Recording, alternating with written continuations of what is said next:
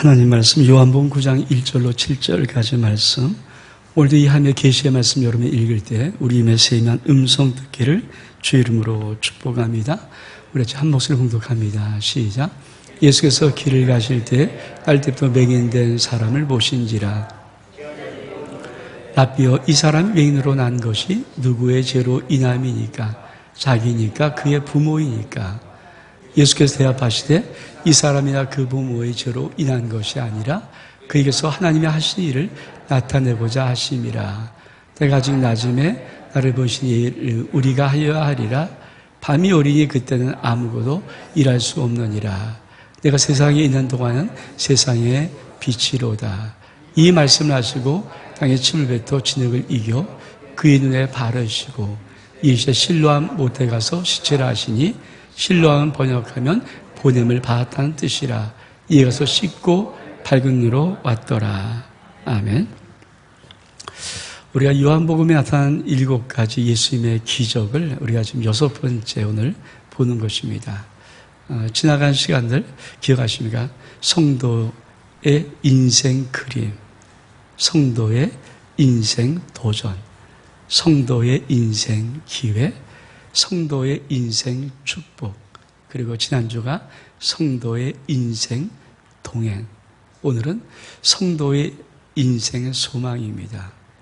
오늘 여러분의 하나님의 귀한 말씀 여러분이 심해 들릴 때 하나님의 큰 은혜가 여러분 가운데 있기를 주 이름으로 축복합니다. 여러분 혹시 여러분 인생이 막 풀리지 않고 힘들고 어렵고 답답하고 자기 자신을 돌아켜봐도 힘들고 막 그럴 때 여러분 스스로 뭐라고 말을 많이 하는가요? 어떻게 여러분의 그런 어렵고 힘든 거를 이렇게 말로 표현하나요? 아마 많은 우리 옛 어른들, 나이 드시는 분들이죠. 좀 많은 어르신들, 예수 믿지 않는 분들이 가장 많이 썼던 말은 계속 인생에 꼬이고 인생이 계속 힘들고 하는 일마다 되는 일이 하나도 없고 너무 답답하고 막 그럴 때 많이 썼던 말이 아이고 내 팔자야. 예수 안 믿는 사람들은 당연히 그런 말을 할 수밖에 없죠. 근데 더 힘들고 어려우면 무슨 말 할까요? 아이고 내가 무슨 전생에 무슨 죄가 그렇게 많아서, 전생에 무슨 죄가 그렇게 많아서 내가 지금 이렇게 고생을 하나. 이게 사실 우리나라의 많은 어르신들이 정말 인생을 힘들고 어렵게 살면서 내뱉었던 신세한탄의 그런 자조적인 말입니다. 우리는 믿음의 사람들이니까 그렇게까지는 안 하겠지만 여러분이 인생이 힘들고 어려우면 뭔가 표현을 하거든요. 꼭 말은 안 해도 마음속으로 자기 인생을 돌아보면 자기 인생을 그리고 표현하는 것이 있죠. 사실 사람들 가운데 자기 인생을 정말 사랑하고 자기의 모든 처한 상황, 조건 이런 모든 것들을 아주 긍정적으로 받아들이고 산 사람은 그렇게 많지 않아요. 사실 우리 인생은 좋은 일도 많겠지만 사실 나쁜 일도 굉장히 힘든 일도 많거든요.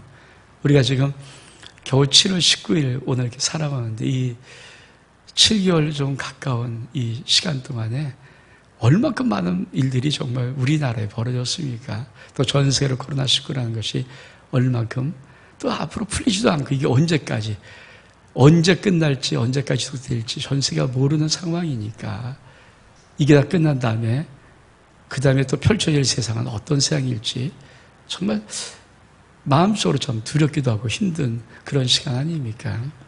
여러분, 우리 인생 속에 자기의 인생을 어떻게 읽느냐, 어떻게 아느냐, 이것도 중요합니다. 근데 정말 중요한 것은 자기 인생을 어떻게 해석할 수 있는가. 오늘 여러분이 좀 그런 인생의 관점을 가지고 오늘 하나님의 귀한 말씀을 하나씩 한번 여러분이 살펴볼 수 있기를 부탁을 드립니다. 예수님이 날 때부터 맹인을 보셨습니다. 우리 말씀 읽어볼까요? 요한복음 9장 1절로 2절의 말씀. 그래서 읽겠습니다. 시작. 예수께서 길을 가실 때 날 때부터 맹인된 사람을 보신지라. 제자들이 물어 이르되 랍비여, 이 사람이 맹인으로 난 것이 누구의 죄로 인함이니까? 자기니까? 그의 부모입니까? 예수님이 지나 길을 가시다가 날 때부터 맹인. 여러분 얼마큼 불행한 인간이겠어요. 우리 그냥 생각만 해도 참 불행한 인간 같은, 어쩌면 좀 심하게 좀 말하면 저주받은 인간 같은 느낌처럼 날 때부터 앞을 보지 못한 맹인으로 태어났어요. 예수님도 보셨습니다마는 제 아들이 그거를 보고는 궁금한 거예요. 저 사람 저렇게 힘든 인생살이, 저렇게 불행한 인생살이, 정말 꼭 저주받은 저 인생은 도대체 누구 죄 때문인가? 그래서 제자들이 묻는 것입니다. 예수님에게, 주님, 저 사람이 저렇게 날 때부터 맹인된 것이 누구의 죄 때문입니까? 자기의 죄 때문입니까? 아니, 그 부모의 죄 때문입니까? 사실 그렇죠. 날 때부터 맹인, 얼만큼 저주스럽겠어요. 얼만큼 불행합니까? 사실 우리가 인생을 살아가면서 내가 내 자신의 인생을 읽어보는 것도 있지만, 사실은 우리 주변에 많은 사람들이 뭐 손가락질은 안 하고 표현 안 하고 대놓고는 안 할지라도 마음속으로는 다 손가락질하는 어떤 부분들이 있을 수 있죠. 왜 저렇게 살까? 왜 이렇게 저렇게 힘들지? 왜 이렇게 안 돼? 왜 이렇게 저렇게 답답해? 왜 저러지? 정말 뭔 일이 있나? 이런 것들의 부분들을 우리가 힘들 때 어려울 때도 우리도 느끼지만, 이 제자들이 주님 앞에 물었던 이런 식의 질문, 누구 죄 때문에 도대체 저렇게 불쌍한 저런 인생, 저 불행한 인생, 저 저주받은 것도 인생은 도대체 누구 죄 때문에 이렇게 물은 것처럼, 사실 우리 주변에 많은 사람들이 말은 대놓고 안 할지라도, 대놓고 손가락을 표현하지 않을지라도 사실은 우리는 그런 것들을 이렇게 느껴요. 근데 여러분, 이런 인생 속에서 우리가 만약에 그냥 인생을 읽는 모습, 그냥 인생을 그냥 보는 그런 것으로만 산다 그러면 우리 인생이 얼마나 힘들고 어렵겠습니까? 근데 오늘 주님은 그런 인생들을 그냥 읽기만 하지 말고, 그냥 읽고 보지만 말고 재해석하라는 주님께서 재해석의 인생을 내립니다. 우리 말씀 볼까요? 요한복음 9장 3절의 말씀, 우리 같이 한번 읽겠습니다. 시작. 예수께서 대답하시되 이 사람이나 그 부모의 죄로 일한 것이 아니라 그에서 하나님의 하신 일을 나타내고자 하심이라. 그렇죠.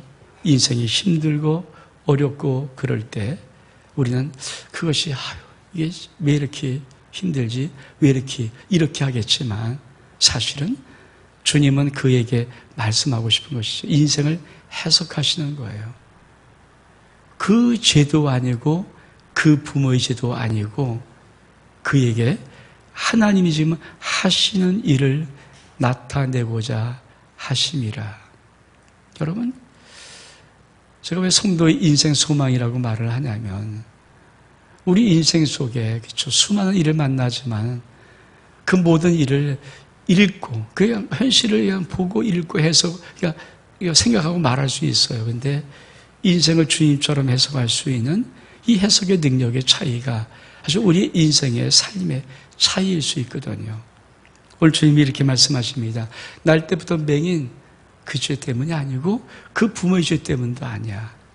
날 때부터 맹인, 저 불행한 인간같이 너희 보는 것, 어쩜 너희 볼 때 참 저주받은 인생같처럼 그렇게 살아가는 그 인생, 그들 죄 때문이 아니야.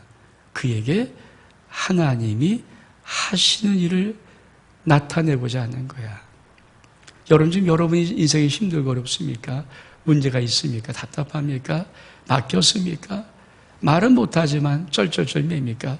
그리고 말은 못하지만 불확실한 미래에 두려움이 있습니까? 근데 여러분, 주님께서 그거 너 저주 아니다. 그거 너 불행 아니야. 너 그것 때문에 너 인생이 절망하는 그런 거 아니야. 그 일이 지금 무슨 일인 줄 아니? 너에게 하나님이 하시는 일을 나타내는 시간이야. 여러분 꼭 기억하십시오.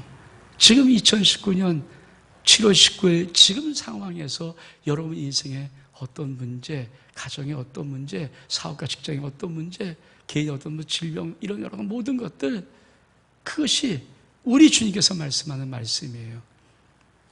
그건 불행도 아니고 낭망할 것도 아니고 절망할 것도 아니고 답답한 것도 아니고 팔자송환도 아니고 네 운명 같은 것도 아니고 정말 너의 인생 속에서 하나님이 지금 하시고자 하는 일을 나타내는 시간이 지금 그 시간이 너에게 지금 왔다는 것이야. 여러분 이 인생의 재석이 여러분 심령 속에 있기를 주 이름으로 축복합니다. 이게 들어와야 돼요. 이게. 그래야 우리 인생 속에 놀라운 삶을 살아갈 수가 있는 거죠. 그러면서 뭐라고 말씀하십니까? 요한복음 9장 4절과 5절의 말씀 같이 한번 읽어볼까요? 시작. 때가 아직 낮음에 나를 보내신 이의 일을 우리가 하여야 하리니 밤이 오리니 그때는 아무도 일할 수 없느니라. 내가 세상에 있는 동안에 세상의 빛이로다. 주님이 이렇게 말씀하십니다. 때가 아직 낮음에. 때가 아직 낮이다. 그러면서 이렇게 말씀해요. 나를 보내신 이의 일을 우리가 하여야 하리라. 밤이 오리니 그때는 아무도 일할 수 없느니라. 우리 주님은 지금 낮과 밤이라는 이 시간대를 말씀하면서 밤은 어떤 때인가? 하나님도 일하지 않는, 아무도 일하지 않는 때가 밤입니다. 근데 낮은 어떤 때입니까?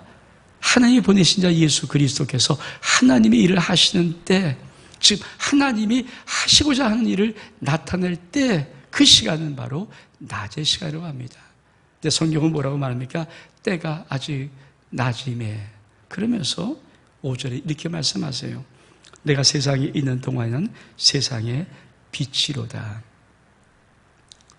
여러분, 우리 주님의 5절의 말씀이 어떤 의미인지 아세요? 내가 세상에 있는 동안에는 세상의 빛이야. 다시 말하면 내가 세상에 있는 동안에는 세상은 어둠이 없어. 어둠이 아니고 밤이 아니고 빛이야. 우리가 예수 그리스도를 믿으면 예수 그리스도를 내 안에 모셨어요.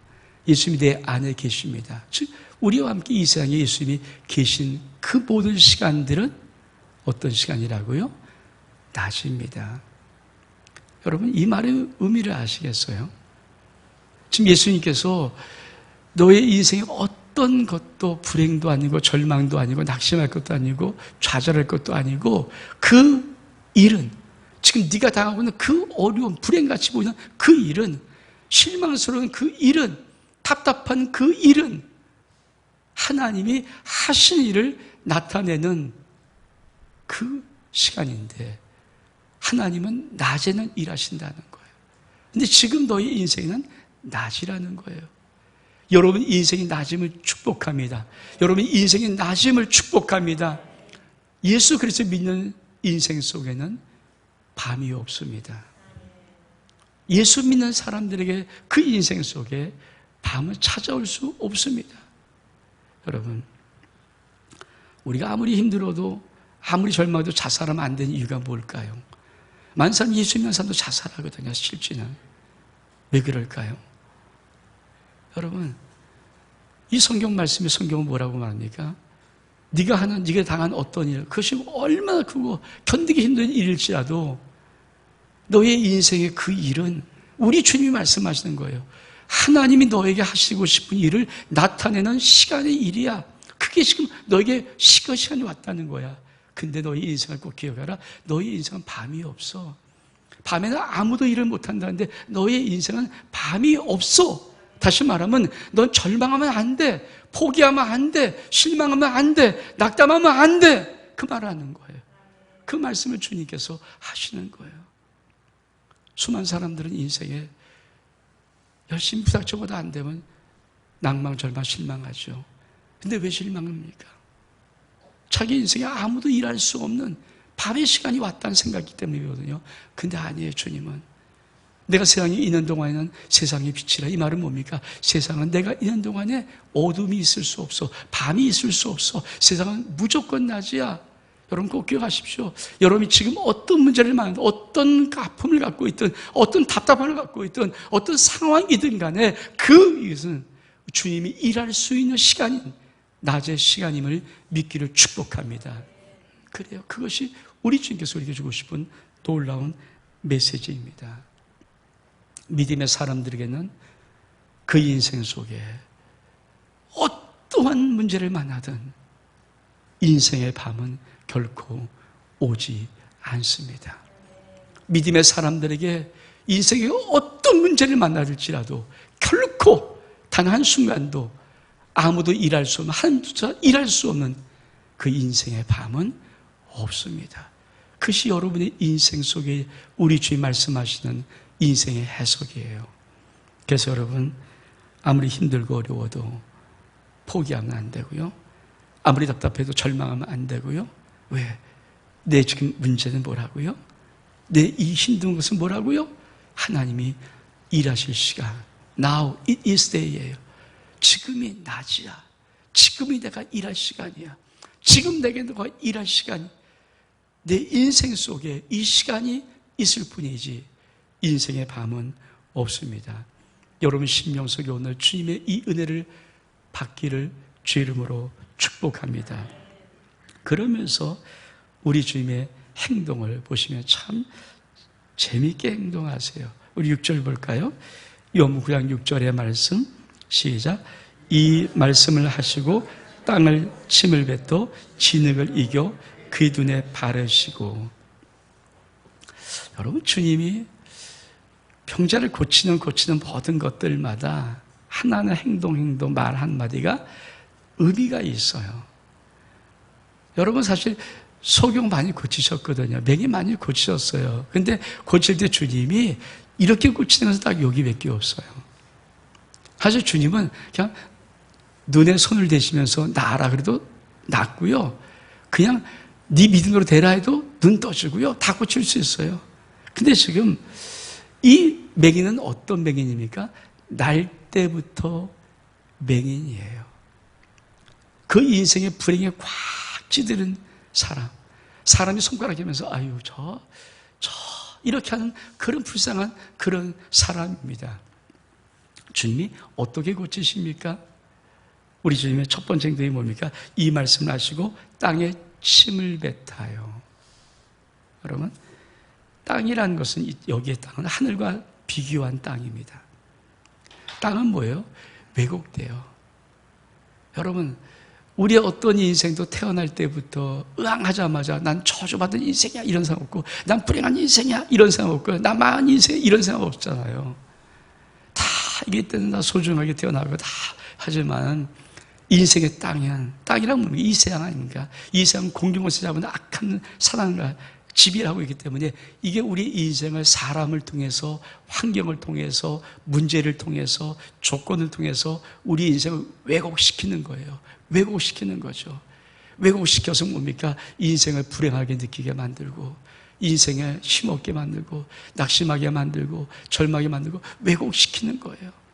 아주 그렇죠. 이 땅에 살아가면 살아갈수록 수많은 사람의 인생은 자꾸 이 땅의 것으로 인해서 왜곡됩니다. 올해도 여러분 살아온 만큼 왜곡되게 있어요. 여러분 인생에서 계속 강한 세상은 여러분 인생의 앞길을 막으면서 여러분이 마치 잘못된 인생처럼 여러분 인생이 잘못 살아간 인생처럼 그렇게 왜곡시키고 여러분 불행하다는 느낌으로 여러분이 정말 아무것도 아니라는 존재라는 느낌으로 계속 왜곡시키는 것이거든요. 그게 바로 땅이에요. 땅. 우리 주님이 그 땅에다가 침을 뱉는 것은 뭡니까? 그 땅을 심판하시고 그 땅을 저주하는 것이죠. 여러분 우리 단순히 그때 사건에 맹인 한 사람, 날때도 맹인 한 사람 고치는 거라면 주님은 그냥 나라 그러면 떠지는 거예요. 근데 주님이 이걸 왜 하는지 아십니까? 맹인 한 사람뿐이 아니라 수많은 이 땅에 사는 사람들이 태어날 때 살았던 그 시작은 참 좋았는데 모든 사람이 태어난 이후로부터 땅에 이 왜곡된 모든 것으로 인하여서 끊임없이 자기 인생에 많은 것이 막히고 어두워지고 힘들고 결국 뭡니까? 그 상황에서 어쩔 줄 모르고 살아가는 인생들, 그 땅, 그 저주하는 땅, 우리 하나님의 귀한 백성을 저주하고 왜곡시키는 그 땅에다가 우리 주님은 침을 뱉는 것입니다. 그 무엇입니까? 심판하고 그 땅의 저주를 저주하시는 거예요. 땅의 저주를 저주하는 겁니다. 그래서 우리 주님이 일부러 땅에다 침을 뱉고 그 진흙을 이겨 눈에다 바르시는 거예요. 여러분 우리 주님의 이 놀라운 행동을 여러분 믿음으로 받기를 축복합니다. 그렇죠? 주님이 대표적으로 날때도 먹이는 그 심령을 고칠 때 그냥 가지 않고 땅에 침을 뱉어서 왜곡시키는 모든 질서들, 이상의 모든 왜곡시키는 힘들, 우리의 인생을 왜곡시키고 삐뚤게 만들고 뒤틀어버리고 하여튼 우리 인생을 불행하게 만드는 모든 것들의 저주를 주님이 대표적으로 땅을 침을 저주하고 심판하시면서 그거를 가지고, 그쵸, 그 진흙을 가지고 저주를 심판해버린 그 진흙, 어떤 축복으로 바꾼 그 진흙을 가지고 이 맥인, 날때도 맥인의 눈에다 바르는 것입니다. 오늘 여러분의 영혼 속에 이 주님이 바르시는 진흙의 은혜가 있기를 축복합니다. 이게 발라져야 돼요. 주님이 그래서 땅을 그냥 하는 행동이 아니에요. 이 맥인 한 명을 통하여서 앞으로 살아갈 수많은 사람들이 이 땅에 저주를 받을 때, 이 땅으로 인하여서 왜곡된 불행함을 느끼고 살아갈 때 우리 주님은 그 땅을 저주하고 그 땅을 심판한 그것을 가지고 축복으로 바꿔서 그 날 때부터 맥인의 눈에 바르시는 것입니다. 그러면서 뭐라고 말씀하십니까? 7절의 말씀, 요한 9장 7절의 말씀 읽겠습니다. 시작.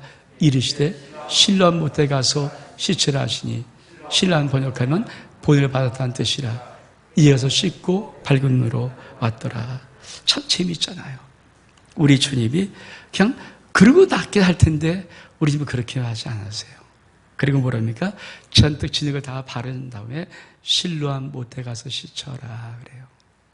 근데 성경은 참 재미있게 거기다가 가로에 놓고 해나가서 실로암은 어떤 뜻인가? 실로암은 보냄을 받았다는 뜻이에요. 영어로는 센트입니다. 센트.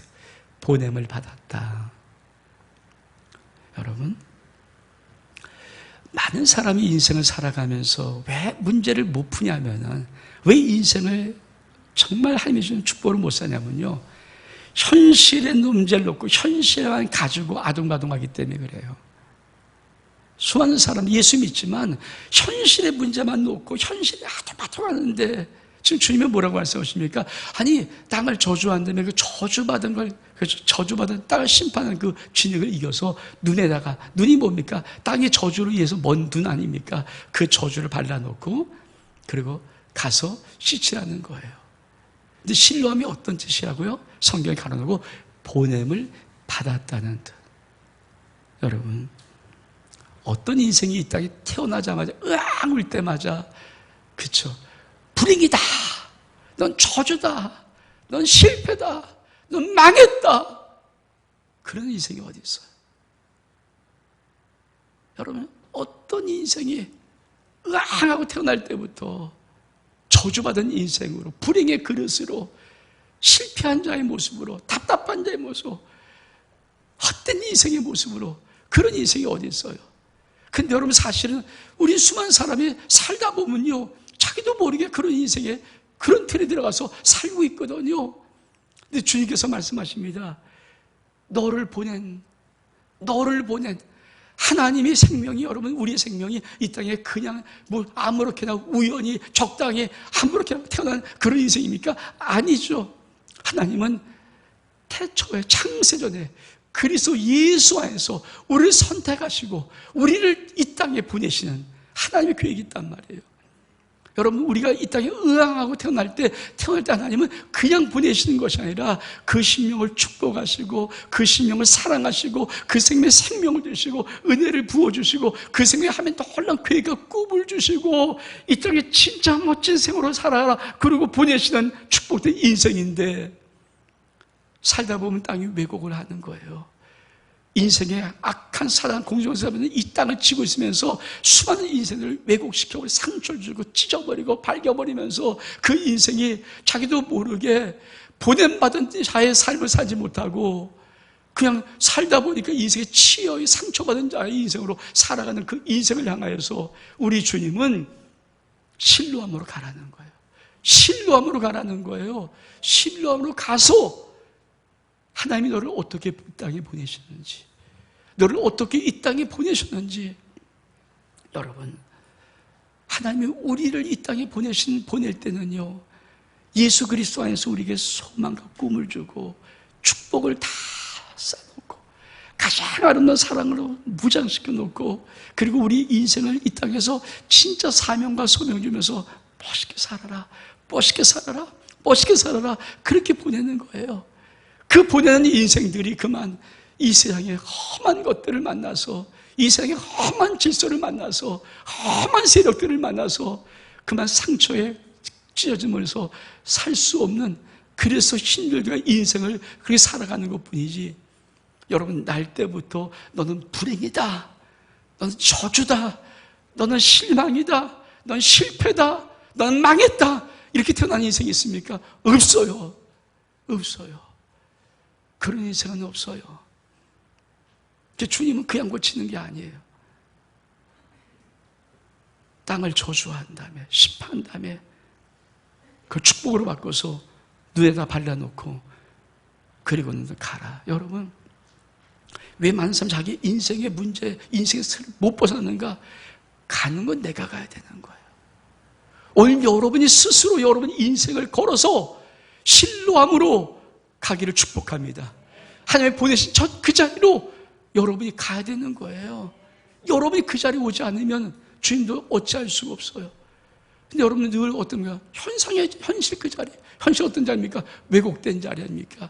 이미 망한 자리 아닙니까? 이미 불행한 자리 아닙니까? 이미 저주의 자리 아닙니까? 이미 실패한 자리 아닙니까? 답답한 자리 아닙니까? 여러분 인생에 왜 이래? 나는 왜 이거야? 이런 자리 아닙니까? 이런 자리에 있는 그 자리에서 여러분이 고침받는 것이 아니라 여러분이 일어나서 하나님이 처음 여러분을 이 땅에 보내셨던 신뢰함.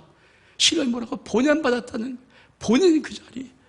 하나님이 여러분을 부른 때 이 땅에, 야, 넌 소중한 자야. 넌 보배롭고 아름답단다. 내가 너를 축복한다. 내가 너를 보내 이 땅에서 정말 가장 아름다운 축복으로, 아름다운 사랑으로 행복하게 이 땅을 정말 근사하게 멋있게 살아라. 너겐 소명이 있단다. 너겐 사명이 있단다. 그렇게 부장시켜 축복해서 이 땅에 하나님의 생명으로 보내시는 거예요. 그게 바로 신뢰함입니다. 오늘 여러분이 이 신뢰함에 올 수 있기를 축복합니다.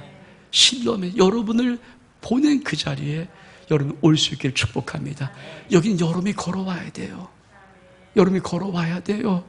여러분이 걸어와서 하나님, 나를 보내실 때 하나님이 어떠셨는지, 나를 이 땅에 모일 때 하나님이 어떠셨는지, 지금 내 모습은 아닐지라도 나를 처음부터 보낼 때 하나님 나에게 어떤 모습으로, 어떤 축복으로 보내셨는지 그 자리에 와야 된다고요.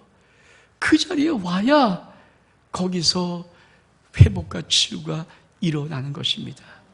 여러분 신뢰함 이곳으로 오기를 축복합니다. 하나님이 여러분을 그렇게 보내신 곳이 있어요. 그래서 그 자리까지 오는 거예요. 지금 현실이 아니에요. 그 자리까지 다시 돌아와서 우리 주님께서 뭐라고 말씀하십니까? 거기에 가서 씻고 밝은 눈으로 오기를 원하는 거예요.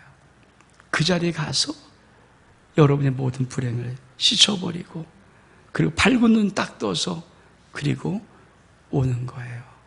여러분, 우리 주님께서는 이 땅에 한 명도 의미 없이 태어난 인생은 없어요.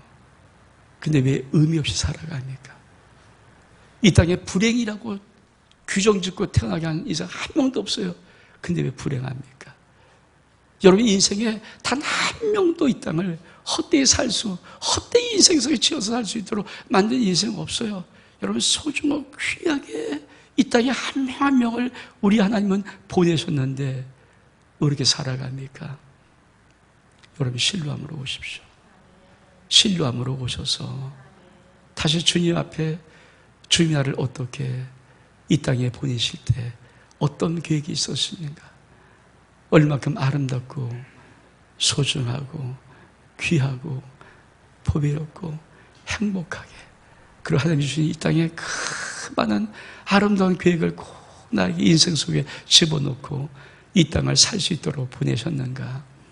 그 자리에 가면은 여러분의 모든 저주, 불행, 모든 것들이 다 씻어지고 여러분은 그 소망의 눈으로 다시 보면서 다시 돌아올 수가 있습니다. 여러분을 오늘 우리 주님이 보내신 실로함으로 초대합니다. 이어서 올 수 있기를 주 이름으로 축복합니다. 우리 일어서겠습니다.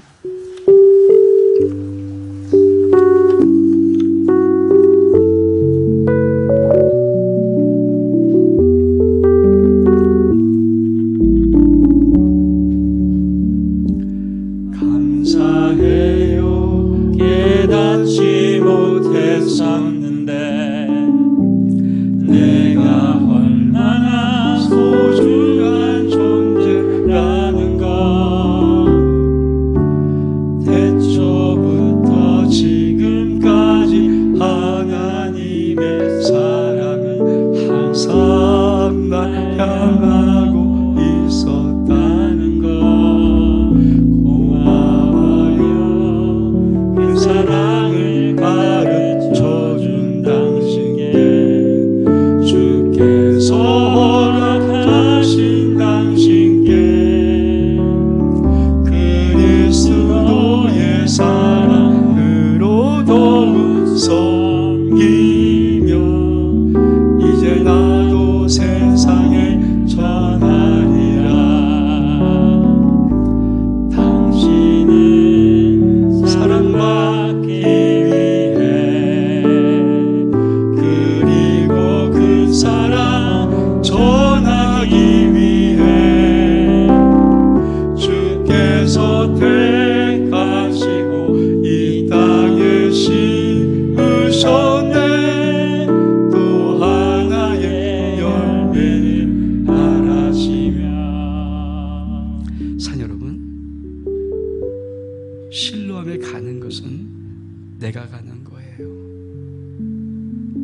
왜 주님이 그냥 진흙을 이겨서 눈 마른 다음에 벗겨내고 고치지 않았는가? 우리 인생에 요 비밀이 있어서 그래요. 지금 내 인생의 모든 자리에서 완벽히 나를 회복시킬 수 있는 것은 내가 주의 말씀을 듣고 내 발로 하나님이 보내신 그 자리로 가야 되는 거예요. 내가 가야 되는 거예요. 내가 안 가면 소용없어요. 내가 가서 주님 나를 얼마큼 사랑하시는지, 얼마큼 귀하고 소중하고 아름답게 이 세상에 보내셨는지, 얼마큼 행복한 삶을 살 수 있도록 축복으로 무장하고 나를 보내셨는지, 나에게 이 땅에 살아가면서 얼마큼 아름다운 계획들을 갖고 계신지, 내가 그 자리에 가서 다시 나의 모든 세상에서 떼어 묻었던 저주 불행 모든 것들을 다 버리고 씻고 돌아와야 되는 것, 그것은 내가 할 일이에요. 다시 여러분, 우리 찬양할 때 여러분 실로함으로 걸어오십시오. 주님이 여러분을 이 땅에 보내신 그 첫 번째 자리로 이 찬양을 부르면서 걸어오십시오. 그리고 이 찬양 속에 있는 하나님의 사랑을 여러분 영혼 속에 들으십시오. 같이 한번 다시 한번 찬양하면서 우리 신랑으로 나가겠습니다.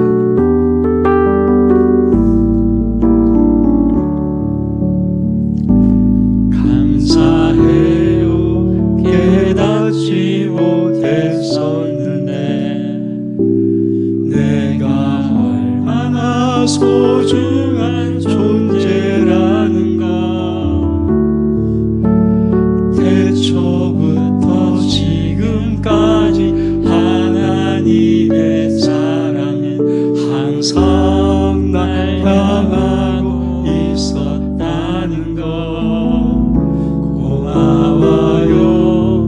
그 사랑을 가르쳐준 당신께, 주께서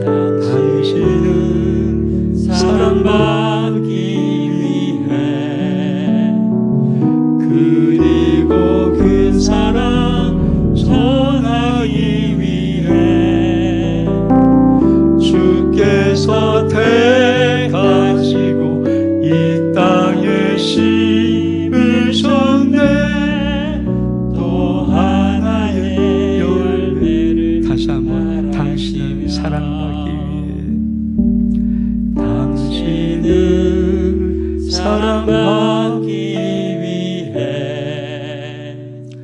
그리고 그 사랑 전하기 위해 주께서 택하시고 이 땅에 심으셨네. 또 하나의 열매를 바라시며. 하나님 아버지, 실로암으로 왔습니다. 우리가 얼만큼 하나님의 사랑을 받았는지, 하나님은 태초부터 지금까지 항상 하나님이 너를 사랑한다. 태초부터 지금까지 단 아무도 멈추지 아니하고 나를 사랑하는 그 사랑, 내가 얼마큼 소중하고 보배롭고 귀한 존재인지, 하나를 이 땅에서 살 때 얼마큼 아름다운 행복함으로 살 수 있도록 계획하셨는지, 이 땅에 하나님께서 나를 통해서 얼마큼 아름다운 일들을 이루고 싶은지, 나는 사랑받기에, 하나님의 사랑받게 태어난 존재고, 많은 하나님의 사람들의 사랑받게 태어난 존재고, 또 그 사랑을 전하기 위해 태어난 존재인 것입니다. 하나님, 실로암으로 왔습니다. 우리 모두가 지금 어떤 상황, 어떤 형편일지라도 주님, 이 시간 실로암에 온 모든 심령들의 인생 속에 모든 세상에 왜곡된 것들로 인하여서 상처받고 힘들고 병들고 막히고 답답하고 불행히 느끼는 모든 것들을 다 씻어주시고, 다시 한번 그 영혼 속에 하나님 아버지의 사랑, 아버지의 축복, 아버지의 그 은혜, 아버지의 놀라운 행복한 아름다운 그 계획, 하나님의 너도 아름답고 영광스러운 그 영광 가득 채우셔서 다시 한번 우리가 이 생을 살아갈 수 있도록 보내주옵소서. 축복하며 예수 그리스도 이름으로 기도하옵소서.